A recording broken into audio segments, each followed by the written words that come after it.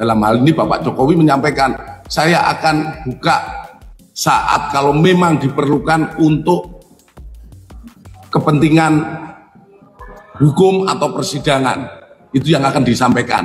Namun kepada penyidik sudah ditunjukkan untuk diuji lapor. Hasil uji lapor yang jelas identik dengan pembanding.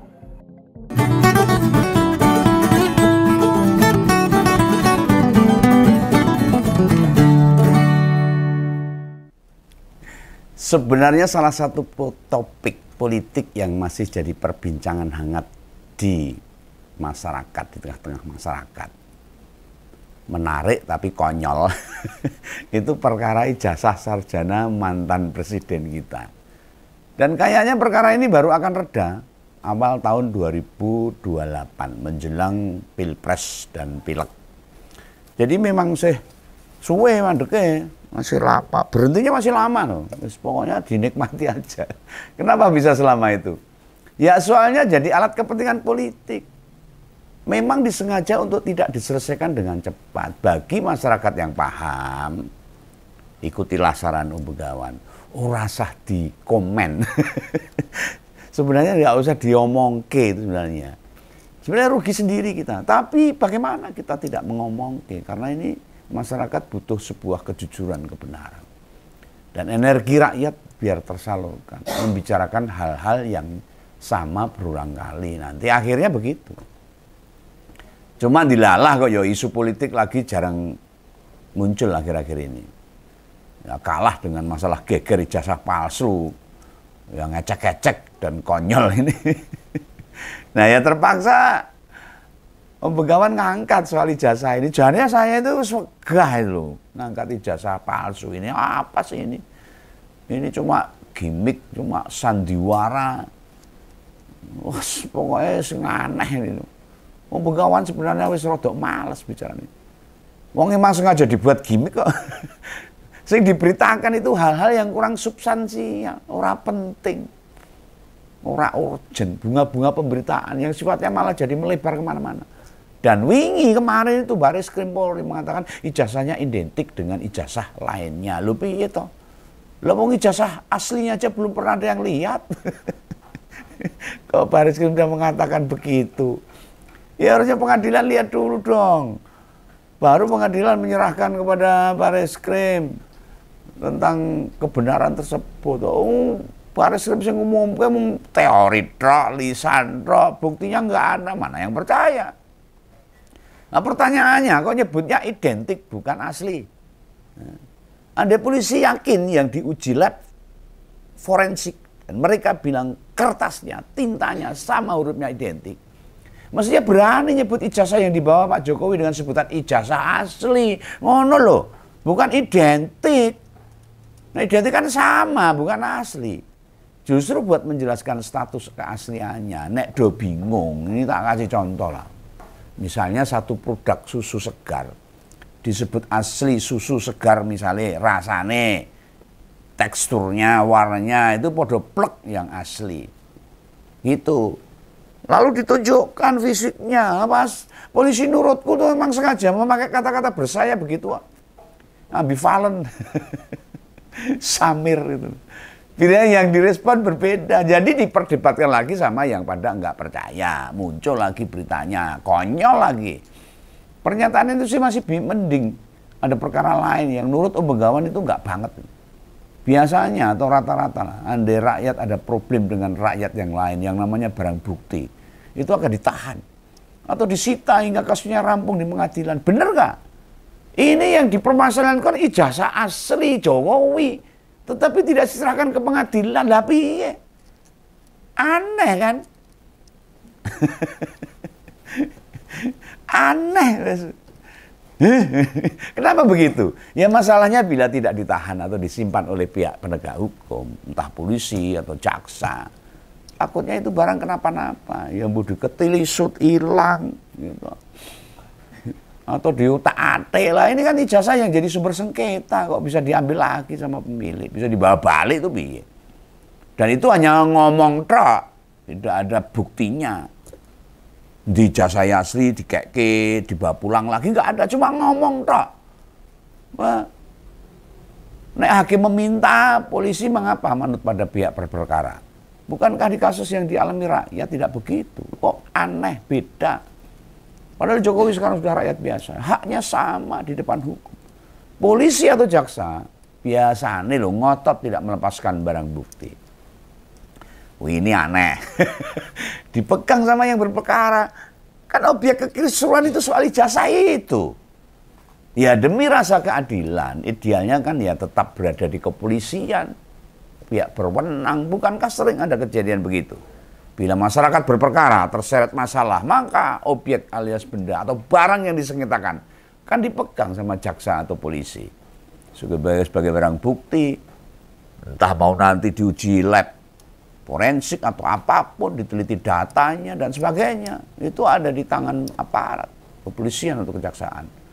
Sehingga juga sempat diberitakan media kemarin, Jokowi datang dengan map hitam wes lusuh, logo UGM wes memudar. Lo bagi banyak orang dokumen penting begitu biasanya nyimpennya hati-hati loh, dan logo berwarna kuning itu gak gampang memudar. Lah mbok itu GM ngasih map tebel tempat ijazah ben ora buluk ngono kuwi. Apa zaman dulu emang tulisannya depan mudah hilang. Ya tapi nggak tahu, saya nggak kuliah di UGM. Nah, dengan dinyatakan bahwa ijazah itu identik, maka kasus di Bareskrim itu dihentikan oleh pihak kepolisian. Urusannya Pak Roy dan kawan-kawan tidak bisa dilanjutkan. Lupi. Dan rakyat masih bertanya-tanya, mana ijazah aslinya? Akhirnya kata-kata itu akan selalu muncul. Ingat, ini yang di Bareskrim loh itu. Yang mendaftarkan masyarakat, yang melaporkan itu Roy Suryo dan kawan-kawan. Nah, untuk yang di Polda Metro itu baru melaporkan Pak Jokowi loh, selaku pihak yang tertuduh. Dari pelaporan mantan presiden saja juga sudah gak masuk akal. Tahu perkara yang diurus sama, kenapa gak langsung sekalian melaporkannya ke Bareskrim? Kan saling terkait itu. Polda bukannya boleh meminta, menyarankan agar dilaporkan ke Bareskrim saja, yang memang nguruslah yang hal-hal yang sama. Lo memang sengaja dibikin beda. Coba Kompolres ada yang pernah mikir, kok nggak dilaporkan ke Polrestabes Solo atau Polda Jateng?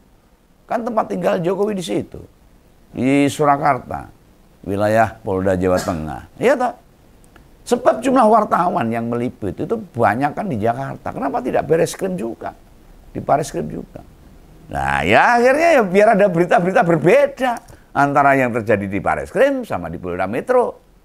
Di sana banyak jurnalis internasional pula itu. Luar negeri supaya pemberitanya bisa nyebar. Di Polrestabes Solo atau Polda Jateng ya penyebarannya kurang bledas. Cuma regional. Ya emang begitu, apapun harus dipolitisasi agar nama Jokowi ini mendominasi pemberitaan, tapi mendominasinya hal-hal yang konyol. Sebagian masyarakat, aduh, ngerantes, anyel, sedih. Beda dengan para pemuja dan para penjilatnya. Wah, pasti akan jempol dengan kelakuan-kelakuan Jokowi seperti ini. Gak ada sedikit pun perasaan risih, merasa gak pantas jadi perhatian wongsa Indonesia. Dan penyebabnya bukan masalah penting. Dan itu gak peduli itu. Kalau kita benar asli Jawa, orang Jawa loh, yang punya unggah-ungguh etika adab, tidak sekedar dilahirkan saja, melainkan dididik, tumbuh, bergaul di lingkungan tradisi yang benar-benar di asli Solo sana. Oh, tapi itu gak akan begitu. Menjadi omongan tetangga, disorot jadi bahan gosipan, itu sesuatu yang memalukan, aib bagi orang Jawa itu. Apalagi kita sendiri pernah jadi pejabat, tokoh orang yang dihormati. Wah, itu lebih kayak nggak pantas. Nah, ada masalah, bukan malah jedul-jedul gitu. Orang isen itu loh.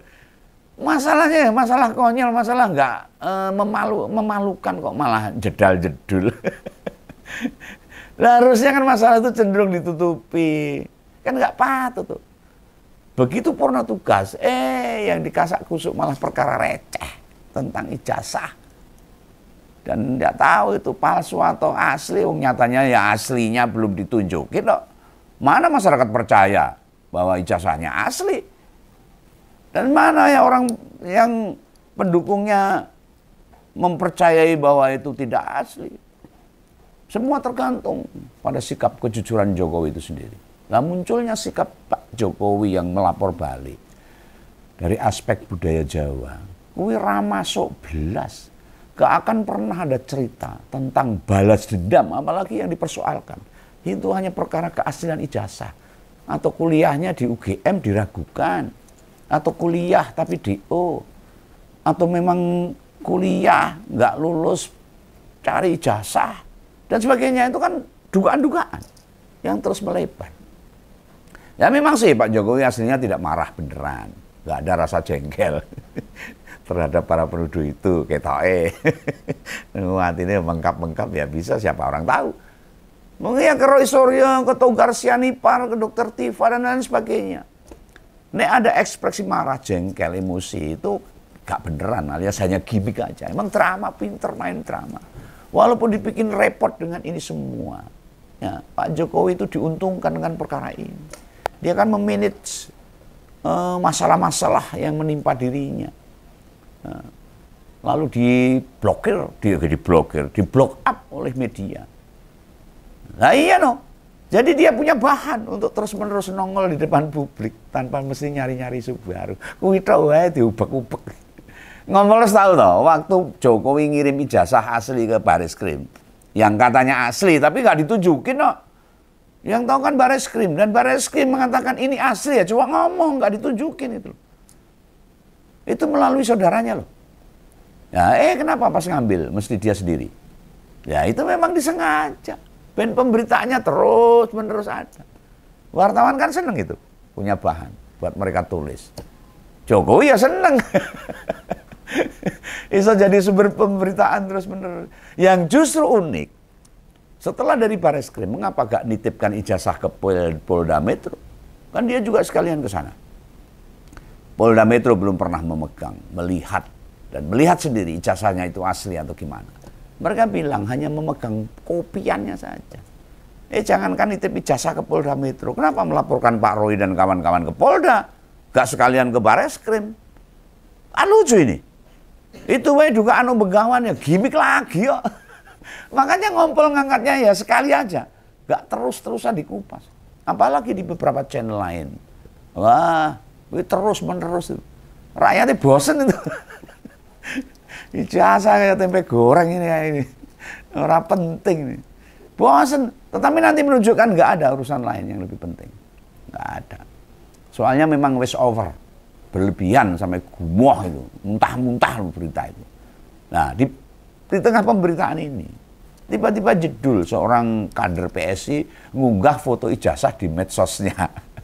Lalu dia meminta maaf ke Jokowi.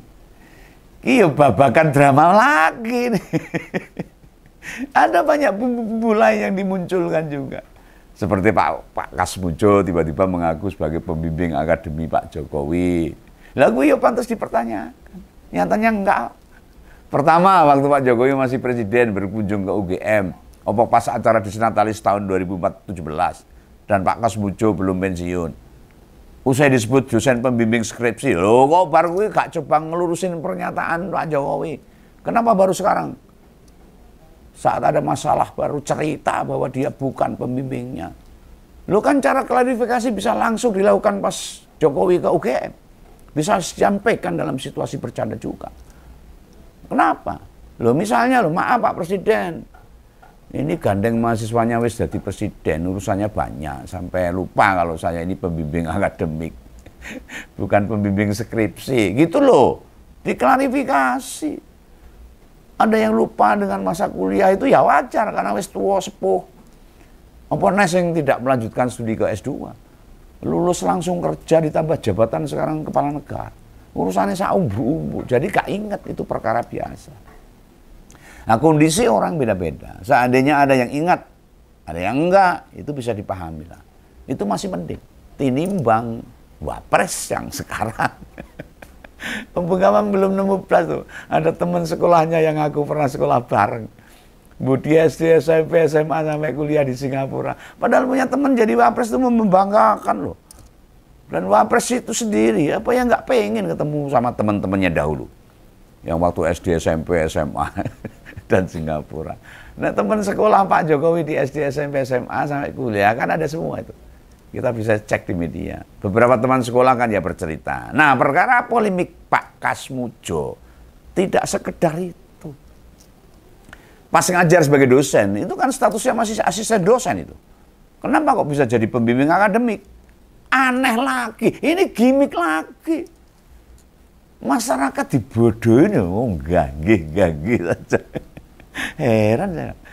Berdasarkan penuturan pas Pak Kasmujo dengan status asisten dosen, pas ngajar harus ada dosen pendamping, nggak bisa sendirian, nggak bisa ngajar sendiri. Jangan disamakan dengan asisten dosen sekarang.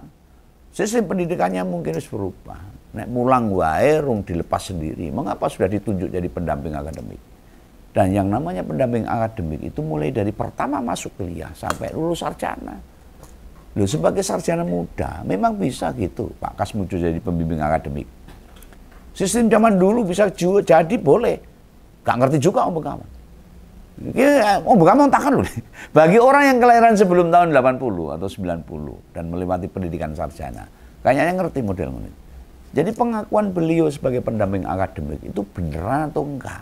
Om Begawan cuma nanya di sini. Gak akan melu lapor-lapor ke polisi segala. Ngapain? Itu perkara cek-cek itu.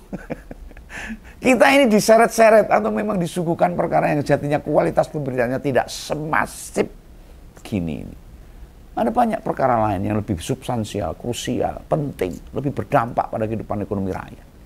Lah isu perkara ijazah ini kan dalam pandangan ngompol, pandangan Om Begawan yang memiliki motif politik bagi segelintir saja. Dalam konteks kepentingan rakyat secara umum. Tidak berkaitan langsung. Coba apa manfaatnya bagi kehidupan rakyat? Bagi kesejahteraan rakyat itu renek. Malah nyusah-nyusahin. Ini Pak Jokowi sudah pensiun malah nyusahin rakyatnya. Ini gimana ini? Hanya dengan masalah ijazah. Nah, soal pembuktian keaslian ijazah. Yang paling berkepentingan ya penyelenggara pemilu harusnya. Macam KPU, Bawaslu, dan DKPP. Ketiga institusi yang mestinya ngikuti dengan seksama. Orang malah ngaleh. Itu agar diambil pembelajarannya. Soal lembaga tadi yang punya kewenangan dan merumuskan mekanisme yang lebih prudent agar di masa mendatang tidak terjadi lagi hal-hal seperti ini. Wes menjabat, ternyata ijazahnya palsu karena tidak diverifikasi. Tidak ada ketelitian dari KPU dan semuanya. Jadi bagi yang masih punya minat mempertanyakan, apalagi meragukan keaslian ijazah Jokowi, monggo Om Begawan biar nunggu perkembangan kasus ini. Om Begawan juga belum percaya antara iya dan tidak, belum ada fisiknya yang dilihatkan. Cuma ngomong tok, semua teori tok, lisan tok, gembar-gembur kayak knalpot. Tapi bukti fisiknya belum dilihatkan pada masyarakat, dan masyarakat kalau percaya itu lucu. Termasuk diantaranya, akankah Pak Roy dan kawan-kawan nasibnya bakal sama kayak Sugi Nur dan Bambang Tri? Padahal dia pernah masuk BUI loh. Mosok ya terang kembali. Baru kali ini mantan presiden lawannya rakyat biasa. Ngisi. Oke lah, ini pendapat Om Begawan, jangan salah paham. Sampai jumpa di lain kesempatan. Salam ngompol, salam Begawan, jangan lupa subscribe. Dadah.